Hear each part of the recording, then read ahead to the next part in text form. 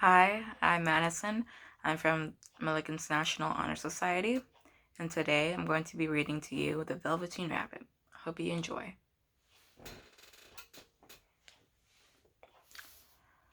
There was once a Velveteen Rabbit, and in the beginning he was really splendid.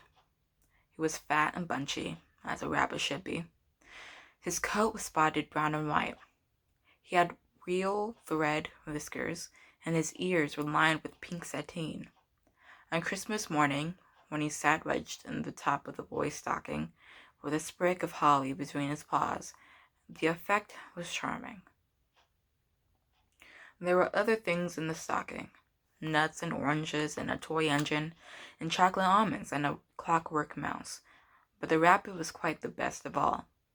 For at least 2 hours the boy loved him, and then the aunts and uncles came to dinner, and there was a great rustling of tissue paper and unwrapping of parcels, and in the excitement of looking at all of the new presents, the Velveteen Rabbit was forgotten. For a long time he lived in the toy cupboard or on the nursery floor, and no one thought very much about him. He was naturally shy, and being only made of velveteen, some of the most expensive toys quite snubbed him. The mechanical toys were very superior, and looked down upon everyone else. They were full of modern ideas and pretended they were real. The model boat, who had lived through 2 seasons and lost most of its paint, caught the tone from them and never missed an opportunity of referring to its rigging in technical terms. The rabbit could not claim to be a model of anything, for he didn't know that real rabbits existed. He thought they were all stuffed with sawdust like himself, and he understood that sawdust was quite out of date and should never be mentioned in modern circles. Even Timothy, a jointed wooden lion who was made by the disabled soldiers and should have had broader views, put on air and pretended he was connected with the government. Between them all, the little poor rabbit was made to feel himself very insignificant and commonplace, and the only person who was kind to him at all was the Skin Horse. The Skin Horse had lived longer in the nursery than any of the others. He was so old his brown coat was bald in patches and showed the seams underneath, and most of the hairs on his tail had been pulled out to string bead necklaces. He was wise, for he had seen long succession of mechanical toys arrive to boys, boast and swagger, and by break their mainsprings and pass away, and he knew they were only toys. It would never turn into anything else, for nursery magic is very strange and wonderful. Only those playthings their old and wise experienced, like the Skin Horse, understood all about. "What is real?" asked the rabbit one day, when they were lying side by side near the nursery fender before Nana came to tidy the rooms. "Does it mean having things that buzz inside of you and stick out handle?" "Real isn't how you are made," said the Skin Horse. "It's the thing that happens to you. When a child loves you for a long, long time, not just to play with, but really loves you, then you become real." "Does it hurt?" asked the rabbit. "Sometimes," said the Skin Horse, for he was always truthful. "When you are real, we don't always mind being hurt." "Does it happen all the time? Like being wound up?" he asked. "Or bit by bit?" "It doesn't happen all at once," said the Skin Horse. "You become. It takes a long time. That's why it doesn't happen often to people who break easily, or have sharp edges, or have to be carefully kept. Generally, by the time you are real, most of your hair has been lived off, and your eyes drop out, and you get loose in the joints, and very shabby. But these things don't matter at all, because once you are real, you can't be ugly, except to the people who don't understand." "I suppose you are real," said the rabbit. Then he wished he had not said it, for he thought the Skin Horse might be sensitive. But the Skin Horse only smiled. "The boy's uncle may be real," he said, That was great many years ago, but once you are real, you can't become unreal again. It lasts for always. The rabbit sighed. He thought it would be a very long time before this magic called real happened to him. He longed to become real, to know what it felt like, and yet the idea of growing shabby and losing his eyes and whiskers was rather sad. He wished that he could become it without these uncomfortable things happening to him. There was a person called Nana who ruled the nursery. Sometimes she took no notice of the playthings lying around, and sometimes, for no reason whatever, she went sweeping about like a great wind and hustled them in the cupboards. She caught this, tidying up. The rabbit didn't mind it so much, for whatever he was thrown, he came down soft. One evening, when the boy was going to bed, he couldn't find the china dog that always slept with him. Nana was in a hurry, and was too much trouble to hunt for china dogs at the bedtime, so she simply looked about her, and seeing that the toy cupboard stood open, she made a swoop. "Here," she said, "take your bunny. He'll do to sleep with you." And she dragged the rabbit, out by one ear and put him in the boy's arms. That night, and for many nights after, the Velveteen Rabbit slept in the boy's bed. At times he found it rather uncomfortable, for the boy hugged him very tight. And sometimes he rolled over on him. Sometimes he pushed him so far under the pillow that the rabbit could scarcely breathe. And he missed, too, those long moonlight hours in the nursery, when all the house was silent and his talks with the skin horse, but very soon he grew to like it, for the boy used to talk to him, and made nice tunnels for him under the bedclothes that he said were like the burrows the real rabbits lived in. And they had splendid games together, in whispers, and Nana had gone away to her supper and left the nightlight burning in the mantelpiece, and when the boy dropped off to sleep, the rabbit would snuggle close under his warm chin and dream, with the boy's hands clasped close around him all night. And so time went on, and the little rabbit was very happy, so happy that he never noticed how his beautiful velveteen fur was getting shabbier and shabbier, and his tail coming unsewn, and all the pink rubbed off of his nose where the boy had kissed him. Spring came, and they had long days in the garden, for wherever the boy went, the rabbit went too. He had rides in the wheelbarrow, and picnics in the grass, and lovely fairy huts built for him under the raspberry canes behind the flower border. And once, when the boy was called away suddenly to go to tea, Rabbit was left out on the lawn until long after dusk, and Nana had to come and look for him with the candle because the boy couldn't go to sleep unless he was there. He was wet with dew and quite earthly from diving into the burrow the boy had made for him in the flower bed, and Nana grumbled as she rubbed him off in the corner of her apron.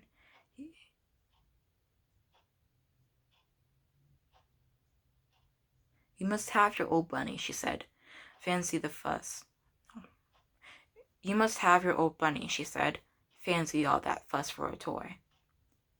The boy sat up in bed and stretched out his hands. "Give me my bunny," he said. "You mustn't say that. He isn't a toy, he's real." When the little rabbit heard that, he was happy, for he knew what the skin horse had said was true at last. The nursery magic had happened to him, and he was a toy no longer. He was real. The boy himself had said it. That night, he was almost too happy to sleep, and so much love stirred in his little sawdust heart that it almost burst, and into his boot-button eyes that long ago lost their polish, there came a look of wisdom and beauty, not that even Nana noticed in the next morning.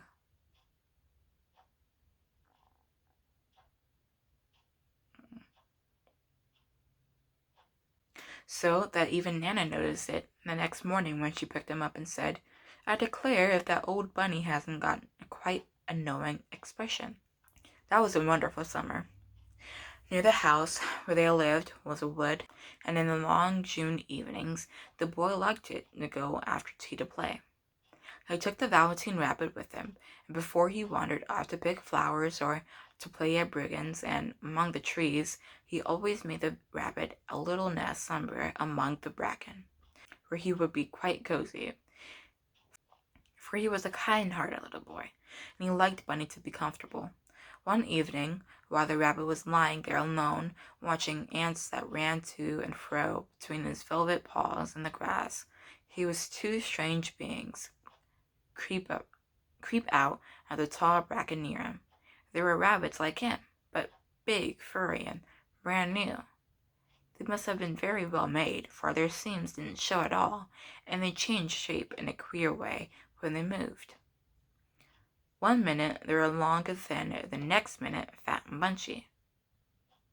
Instead of always staying the same, like he did, their feet paddled softly on the ground, and they kept quite close to him, twitching their noses, while the rabbit stared hard to see which side of the clockwork stood out.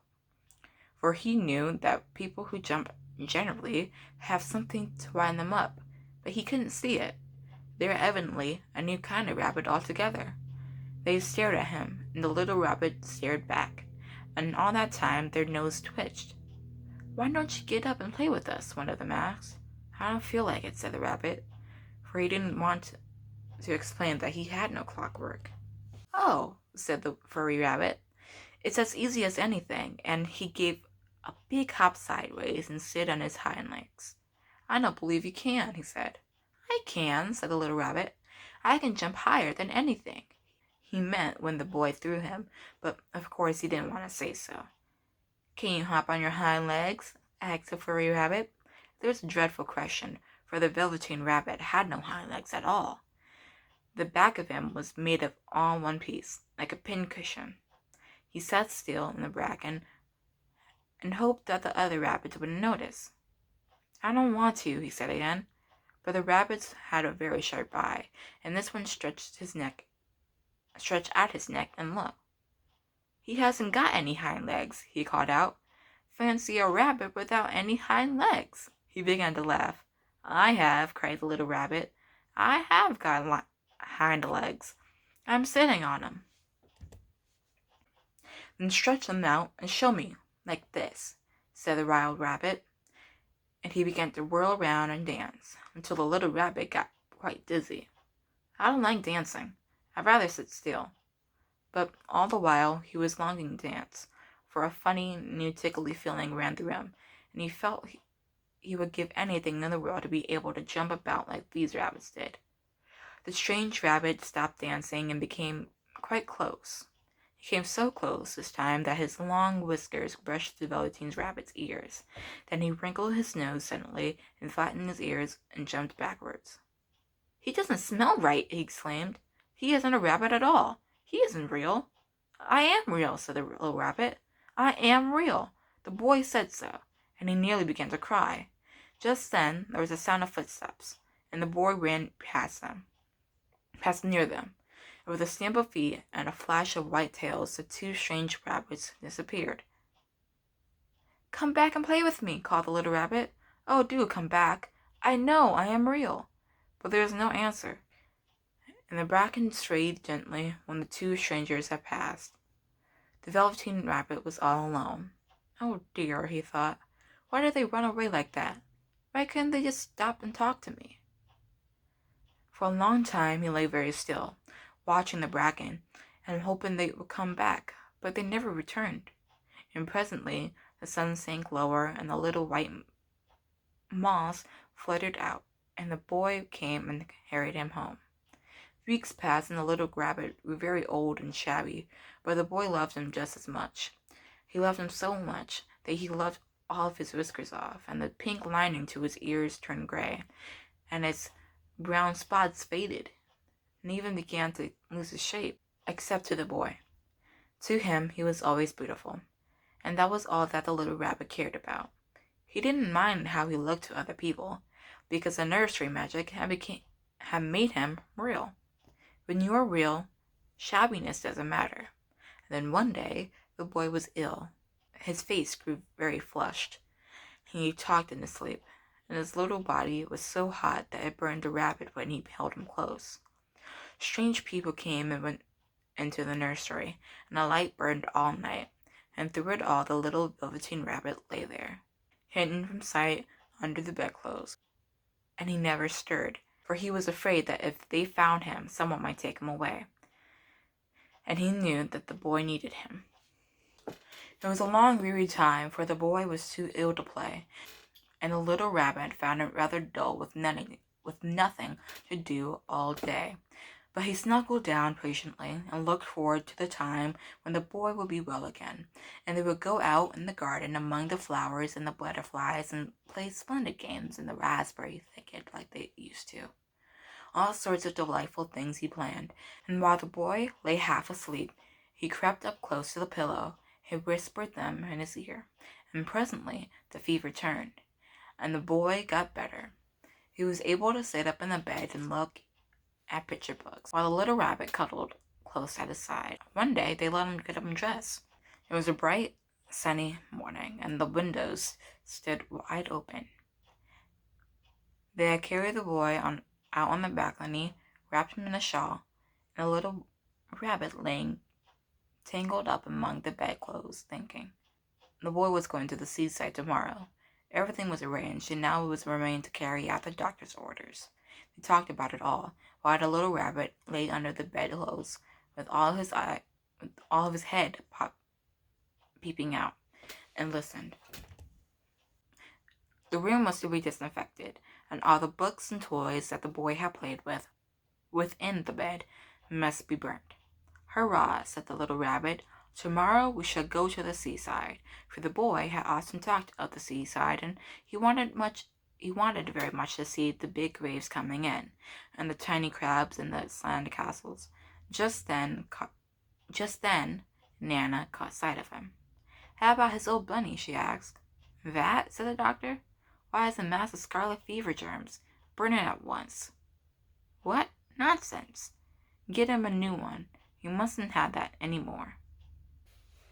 And so the little rabbit was put into a sack with the old picture books and a lot of rubbish, and carried out to the end of the garden behind the fowl house.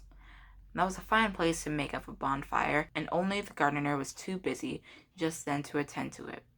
He had the potatoes to dig and the green peas to gather, but next morning he promised to come quite early and burn the whole lot. That night the boy slept in a different bedroom, and he had a new bunny to sleep with. It was a splendid bunny, all white plush and real glass eyes, but the boy was too excited to care very much about it, for tomorrow he was going to the seaside, and in itself it was such a wonderful thing he could think of nothing else.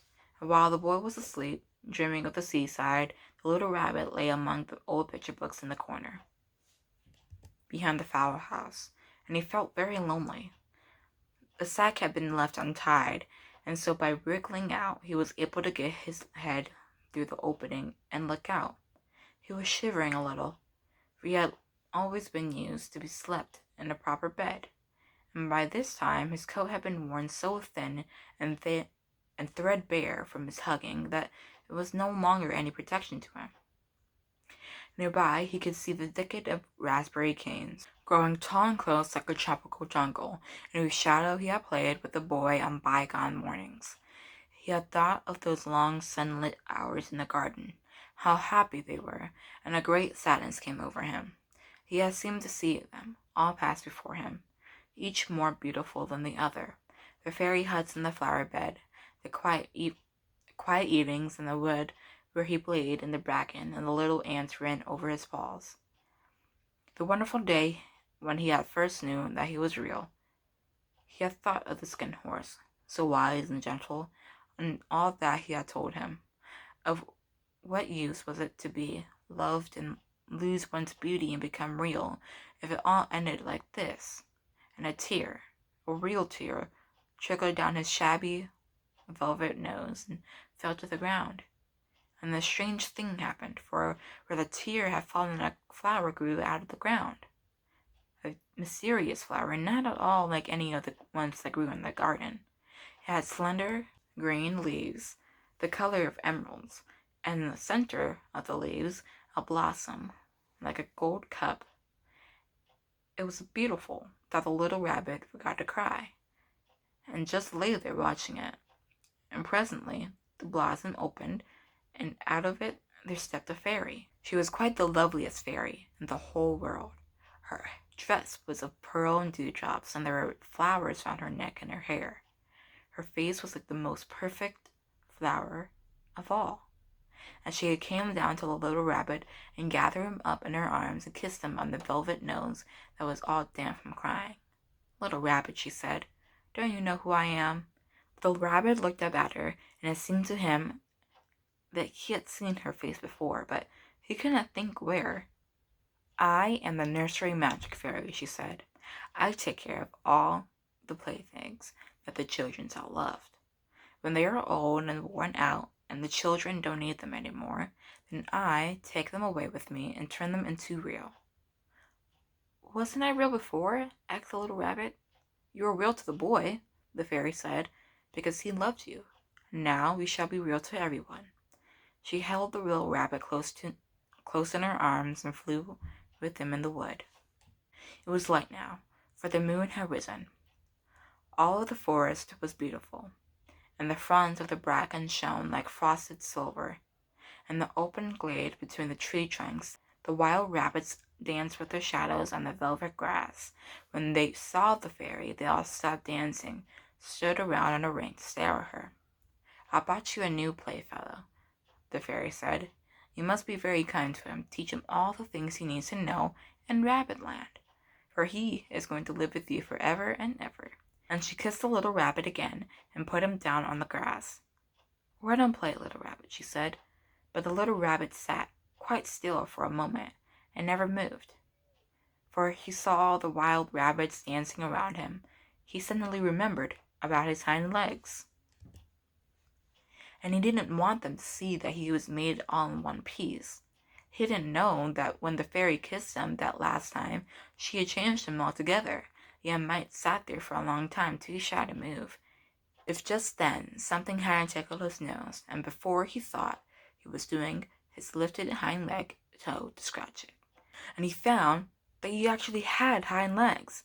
Instead of dingy velveteen, he had brown fur, soft and shiny. His ears twitched by themselves, and his whiskers were so long that they brushed the grass. He gave one leap, and the joy of using those hind legs was so great that he went springing about the turf around them, jumping sideways and whirling around as the other ones did. He grew so excited that when at last he stopped to look at the fairy, she had gone. He was a real rabbit at last, at home with all of the other rabbits. Autumn passed in winter and in spring, and when the days grew warm and sunny, the boy went out to play in the wood behind the house. While he was playing, two rabbits crept out from the bracken and peeped at him. One was brown all over, and the other had strange marks all over his fur, as though long ago he had been spotted. And the spots on his fur and about this little soft nose and his round black eyes, there was something familiar. So that boy thought to himself, "Why, he looks just like my old bunny that was lost when I had scarlet fever." But he never knew that was actually his own bunny, come back to look at the child when he had first helped him to be real. The end. I hope you guys enjoyed it, and thank you for letting me tell it to you. Bye.